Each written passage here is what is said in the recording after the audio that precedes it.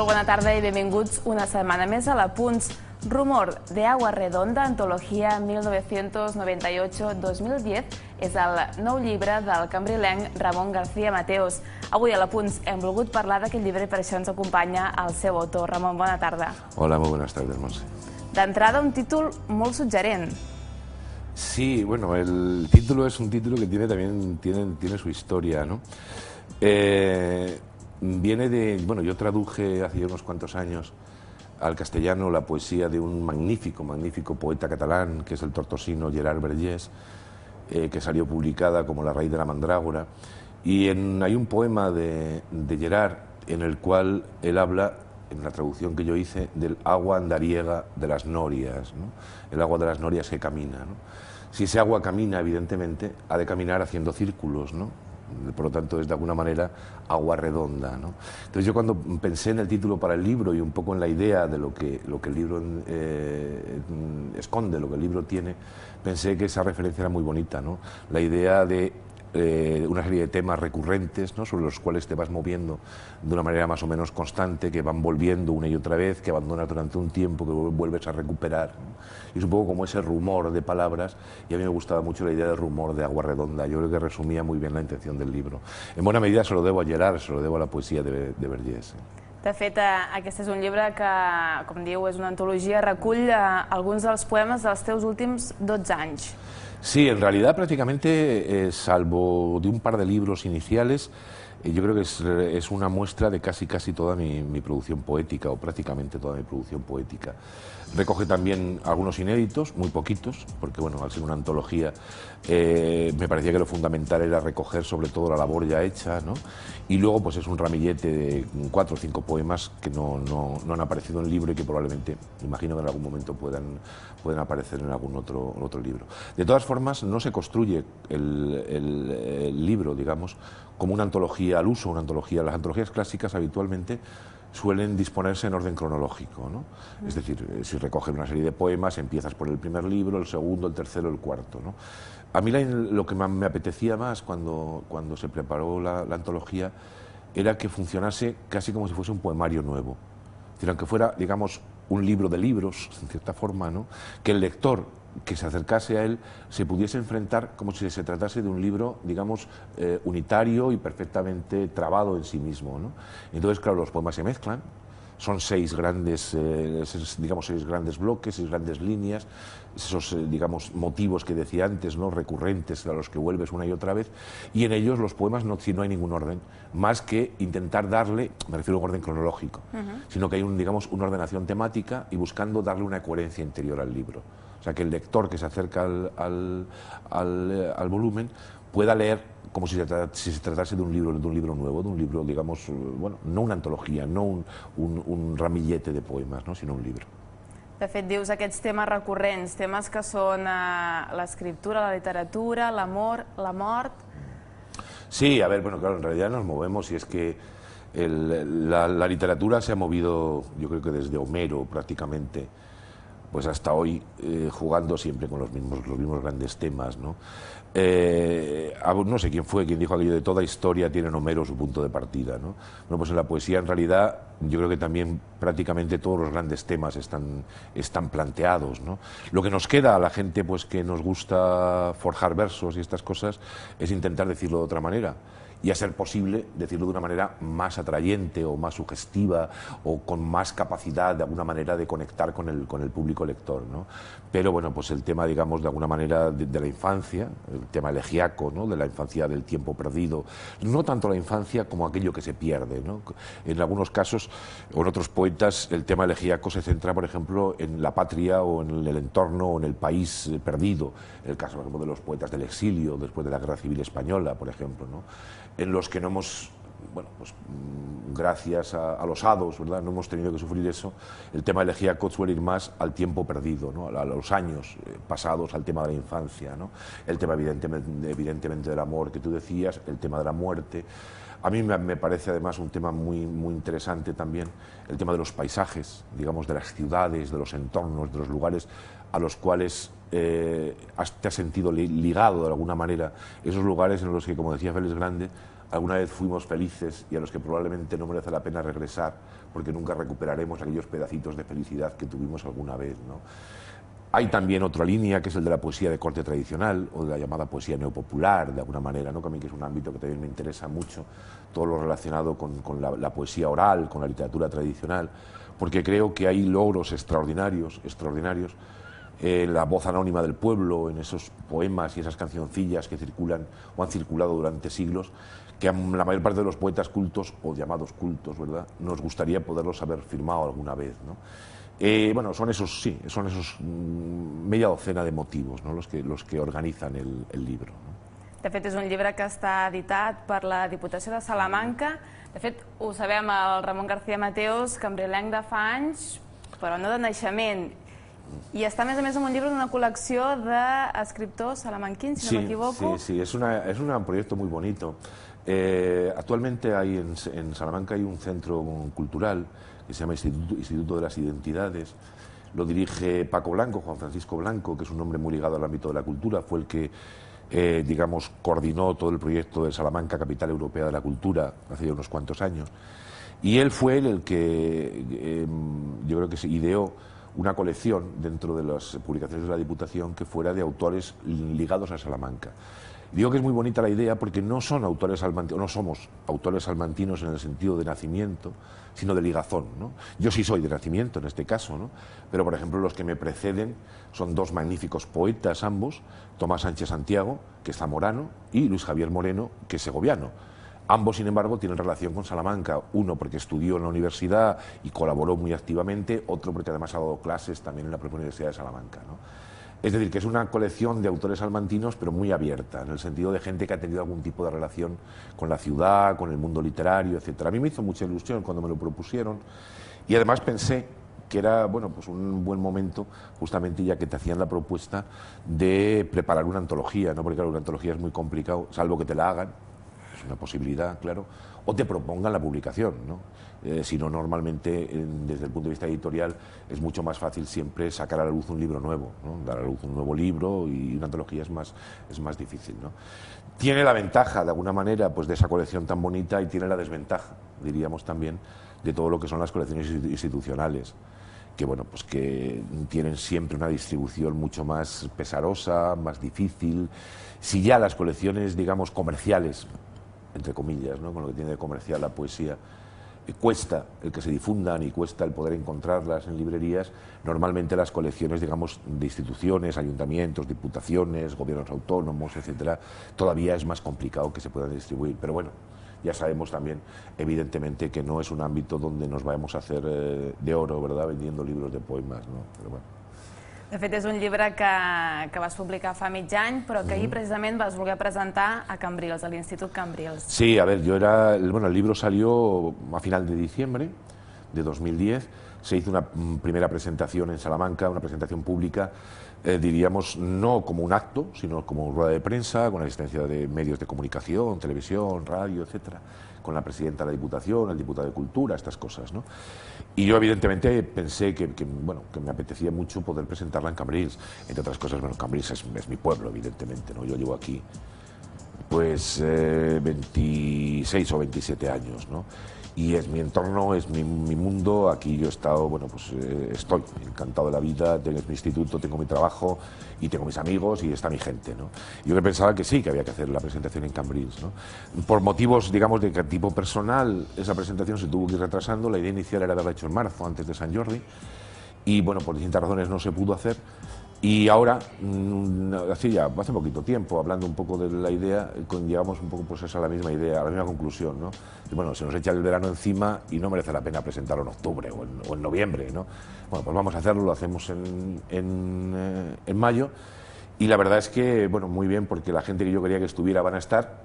Va a estar Ángel Luis Prieto de Paula, que es el autor del prólogo del libro, va a estar Alfredo Gavín, que es el autor del dibujo que ilustra la cubierta del libro, y van a estar los compañeros goliardos Manolo del Ojo y Pepe Jiménez para, con sus canciones, acompañar la presentación. O sea que bueno, que yo creo que es un acto muy bonito, ha sido un acto muy bonito donde, bueno, yo creo que a pesar del tiempo, ¿no?, y del desplazamiento, las perspectivas iniciales han cumplido perfectamente. De fet, abans d'entrar a l'entrevista parlàvem amb el Ramon això dels goliardos i m'explicava una història d'un grup, com aquests dos amics que vas voler convidar, d'on sorgeix això? Sí, bueno, Goliardos, hay mucha gente que lo sabe, ¿no? Que supongo. Goliardos nació pues en el entorno de 1990, más o menos, estamos hablando de hace más de 20 años. Y además el nacimiento fue muy bonito porque fue un Sant Jordi en el que dos profesores del instituto, Pepe Jiménez y yo, y dos alumnos, en aquel momento Manolo León y Roberto González, preparamos un recital de poemas y canciones para el día de Sant Jordi. Era la idea aquella, bueno, nosotros sabíamos que unos tocaban, otros les gustaba cantar, tal, y bueno, el recital funcionó extraordinariamente bien, fue una cosa, bueno, pues muy bonita, y empezamos a hacerlo de una manera más asidua, ¿no? De una manera más habitual, un poquito más continuada. Nos llamaron de otros sitios, de algún otro instituto, de algún otro lugar, y empezamos a plantearnos la posibilidad de, bueno, pues de intentar la aventura de hacer poesía y música un poquito más en serio, ¿no? De ahí salió el grupo Goliardos, por el que ha ido pasando distinta gente. Así grabamos un disco que se llamó Mala Cabeza, sobre poemas y canciones de José Agustín Goytisolo, con la colaboración del propio Goytisolo. Y a lo largo pues, de 10 o 12 años, bueno, pues movimos poemas y canciones por muchísimos sitios. Hemos tenido experiencias preciosas. Pues yo qué sé, yo recuerdo, por ejemplo, pues una actuación en Oviedo, en el Teatro Filarmónica, junto a Paco Ibáñez, con más de 1.500 personas en el Teatro Filarmónica, en el Teatro Tomás Terry de Cienfuegos, en Cuba, por ejemplo, en el Nacional de La Habana, yo qué sé, en la Universidad de Salamanca, en Córdoba, en el Teatro Arbolé de Zaragoza, en Murcia. Es decir, hemos hecho cosas muy... Luego llega un momento determinado, evidentemente, como no te ganas la vida con esto y como es una actividad, bueno, pues paralela a otras muchas en que, bueno, pues por distintos motivos la cosa se enfría o la cosa queda ahí un poquito más aparcada, pero bueno, aún hemos seguido haciendo algunas cosas. Todavía hace, por ejemplo, un año y algo estuvimos en un homenaje precioso que se hizo en Barberá de la Conca a Goytisolo, en el Castillo Templario de Barberá, en una noche de verano preciosa, en una actuación también muy bonita, ¿no? Y bueno, pues ha sido una experiencia muy grata y bueno, ahí está. Entonces yo quería también que ayer estuvieran conmigo pues Pepe y Manolo, ¿no? Y bueno, y así fue. De fet, aquest llibre, de quin número és? Perquè tens molts llibres publicats. Sí, digamos que sería, a ver, de los libros de poemas y de los que yo, digamos, considero mis libros, así que aparezco yo solo ya, porque hay algunos libros, digamos, que sería un poco la prehistoria, ¿no? Hay una primera antología que son con de varios poetas, luego hay algún libro bicéfalo también, pero de los, digamos, míos, este sería el séptimo. Hay 6 libros de poemas y este que un poco recoge, ¿verdad?, sobre esos 6 libros bueno, pues un poco la muestra. Y luego, por otra parte, estaría lo que es más cuestión de ensayo, o más de cuestión filológica, que el último fue la poesía completa de José Agustín Goytisolo, que editamos conjuntamente la profesora Carmen Riera y yo, y que se publicó en el año 2009, lo publicó la editorial Lumen, o por ejemplo, no sé, las traducciones, ¿no?, donde traduje la poesía que comentaba yo antes, de Gerard Vergés, que publicó la poesía Señor Hidalgo en el 2006, o ya no me acuerdo, toda la poesía completa de Vergés, ¿no? Son, digamos, distintos, por un lado, lo que es más la cuestión, diríamos, más filológica quizá, o más de ensayo, o más de traducción, y por otra parte lo que es la creación literaria, ¿no? Sobre todo poesía. T'ho preguntava per això, no? Un poeta necessita fer aquesta creació, necessita que es publiqui, necessita fer aquests recitals. Sí, yo creo que, a ver, yo desconfío mucho de la gente que dice que escribe para sí mismo, ¿no? Yo no me lo creo, ¿no? Yo no creo que nadie escribe para sí mismo, ni siquiera los adolescentes. Siempre escribes para que alguien, de alguna manera, lea lo que estás escribiendo, ¿no? Y cuando pasas ya una frontera determinada de la edad y sigues empeñado en juntar palabras y en ponerle adjetivos a los sustantivos y en que los verbos tengan su sentido dentro de la frase y estas cosas, evidentemente escribes para que te lean. Eso es evidente, ¿no? El libro es, digamos, el canal habitual, sobre todo en la modernidad literaria, pero no lo ha sido siempre. Y más en el ámbito de la poesía. La poesía tiene una muy larga tradición justamente de ser poesía oral. Y no solamente lo que entendemos por poesía tradicional, sino la propia poesía culta. Si nos vamos hacia atrás en el tiempo, pues algunos de los grandes poetas del siglo de oro, por ejemplo, el caso de Quevedo, por ejemplo, el caso de Góngora o el caso del propio Fray Luis, etcétera, Su poesía, que no se llegó a... Bueno, Góngora sí, ¿no? Pero Quevedo y Fray Luis no publicaron nunca. Su poesía se conocía porque se difundía oralmente prácticamente, en el caso de Fray Luis entre sus alumnos, que lo idolatraban, y en el caso de Quevedo por ciegos cantores, por vagabundos guitarreros, etcétera, que cantaban las jácaras y los romances de Quevedo, ¿no? Ha habido siempre una vertiente oral, ¿no?, en el ámbito de la literatura. Yo en ese sentido, y hablando de la experiencia antes de Goliardos, es una muestra de ello. Yo estoy convencido de que, digamos, la poesía dicha, la poesía recitada o la poesía cantada tiene otro componente distinto. Y yo creo que es fácil, o es más fácil, para un público amplio, para un público general, incluso para un público quizá no avezado en el terreno literario o no especialmente inmerso en el mundo de la poesía, es más fácil acceder a la palabra poética desde la oralidad, desde la voz, desde la canción, etcétera, ¿no? Bueno, yo creo que es evidente y no habría que, o no descubriríamos nada si decimos, bueno, pues que gente como, yo qué sé, Joan Manuel Serrat, por ejemplo, o gente como Paco Ibáñez, evidentemente, o en el ámbito de la literatura catalana, gente como Viti Monjor, por ejemplo, han hecho por la difusión de la poesía muchísimo más que los manuales de literatura y que los profesores universitarios, ¿no? Yo dudo mucho que hoy mucha de la gente que ha oído hablar de Ausiàs Marc o de Timoneda tendría ni siquiera referencia si no es por Raimon, evidentemente, ¿no? O gente que hoy sabe quién es Machado o quién es Miguel Hernández, no sé si sabrían, o al menos tanto, sin los discos de Serrat, por ejemplo, ¿no? Entonces ahí es una prueba evidente de que hay esa otra doblez de lo literario, que es la voz, que es la palabra, que es la canción, y que sin duda ha colaborado mucho. Hay poetas que no les gusta nada, ¿eh? Hay poetas que están absolutamente en contra de que los poemas se conviertan en canciones, ¿no? Yo creo que es un camino muy válido y donde se han hecho cosas absolutamente estupendas. Un camí vàlid perquè sempre diem, no? La poesia és com el germà petit, el que queda darrere del que és la literatura en general. Comercialmente sí, pero de todas maneras yo creo que es de todas las formas literarias sin duda es la más noble y es la más pura, totalmente además, ¿no? Es más, no olvidemos tampoco que la literatura originariamente era poesía. Es decir, el término literatura es un término que se empieza a utilizar a partir del siglo XVIII fundamentalmente y que tiene que ver con la escritura, porque literatura viene de litera, ¿no?, del latín, y por lo tanto es letra, es grafía y es escritura, ¿no? Antes era poesía, y había poesía épica o poesía lírica o poesía dramática, y todo, en definitiva, era poesía, ¿no? Hoy, la lírica, que es lo que entendemos como poesía, sí, comercialmente es sin duda el hermano pequeño, como tú decías. Y a veces el hermano pequeño y prácticamente inútil y de alguna manera desvalido, ¿no? Basta entrar en cualquier librería para darnos cuenta de que el 50% de lo que aparece en esa librería son libros de divulgación, de autoayuda y cosas similares, ¿verdad?, subliteratura en la mayor parte de los casos. Del otro 50% hay un 40 o 45 que es novela, y en el 5 restante va todo lo demás, es decir, ensayo, teatro, poesía, etcétera, etcétera, etcétera, ¿no? Y muchas veces cuando vas a la sección de poesía es una estantería donde encuentras 50 o 60 o 70 títulos, es decir, no hay absolutamente nada más, ¿no?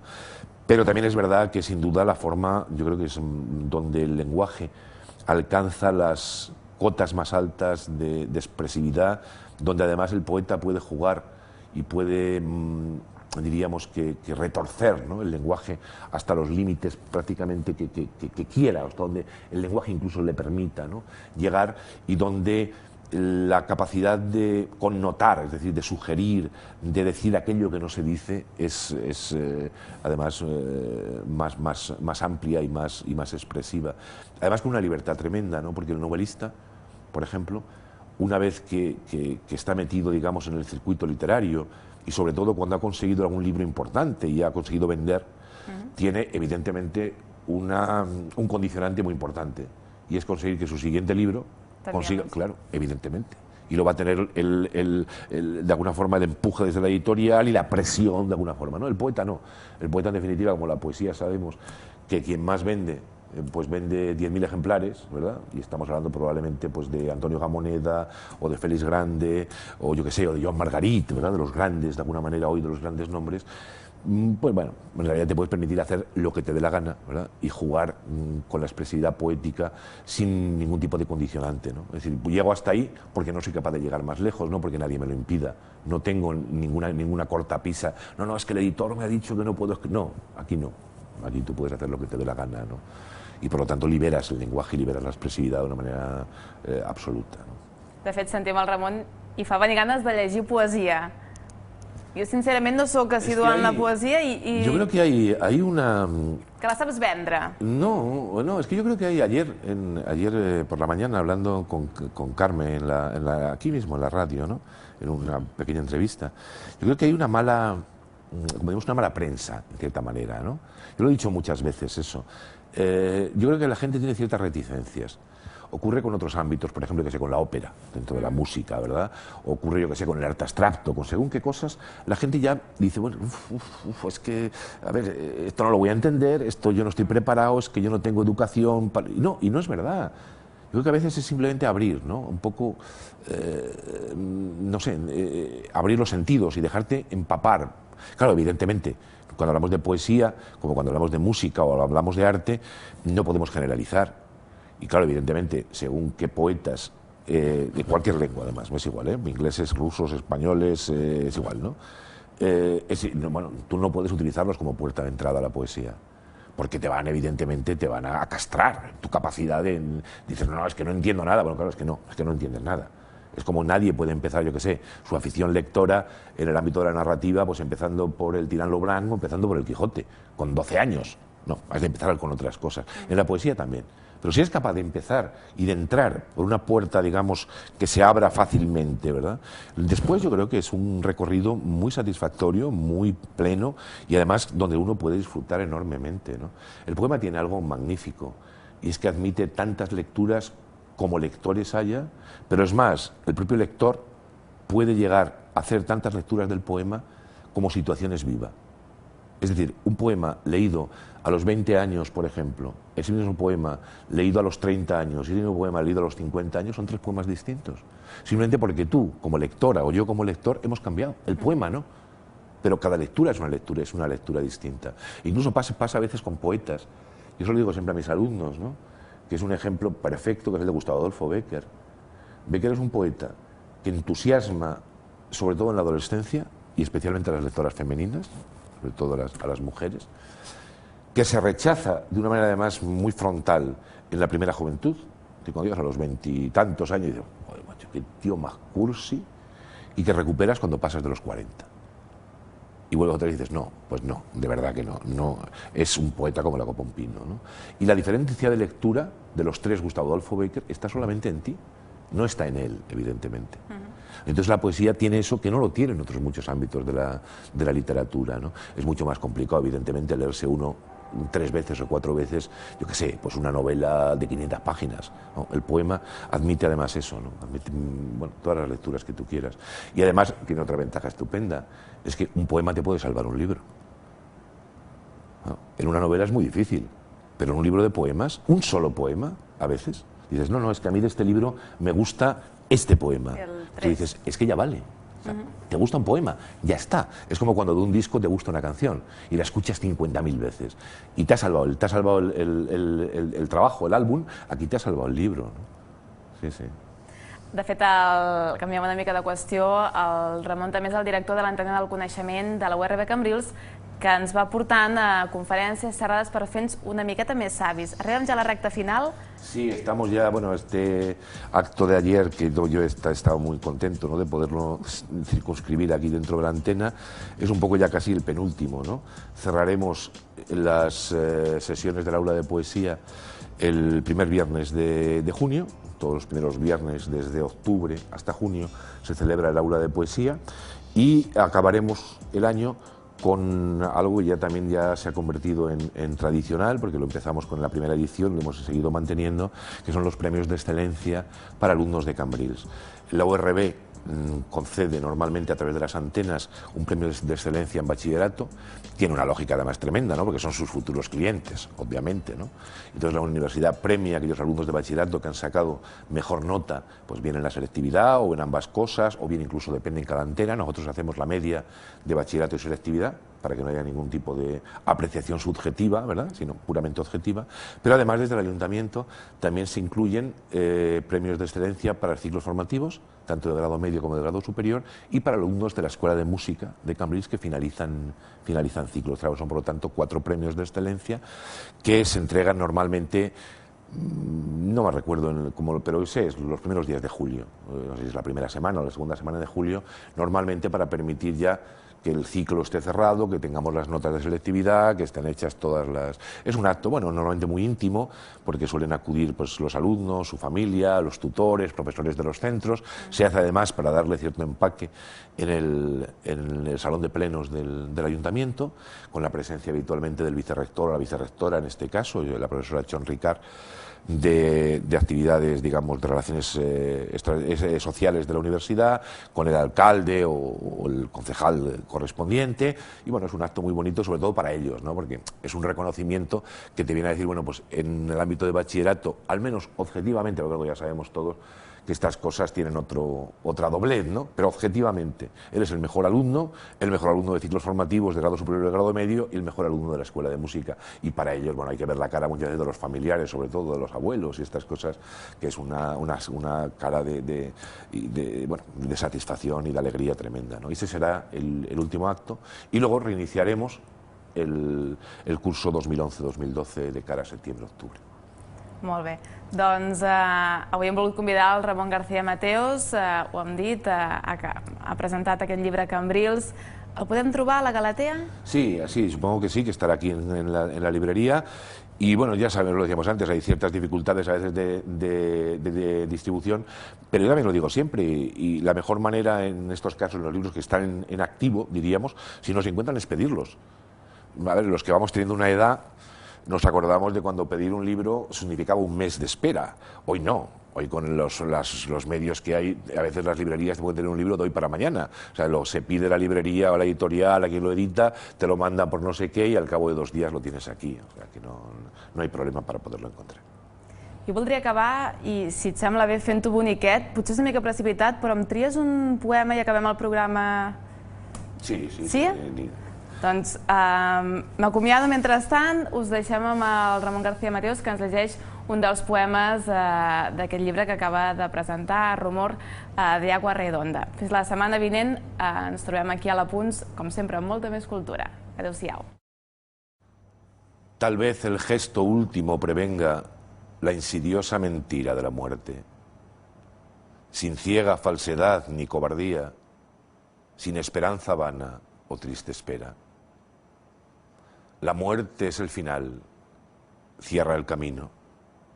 Acabar la jornada es lo que importa, descansar del esfuerzo y sombra eterna. Nada más, y ya es bastante.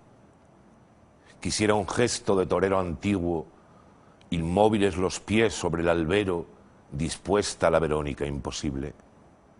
Un gesto así, altivo y sosegado, sin máscaras sagradas, sin adornos, digno y febril para la suerte última.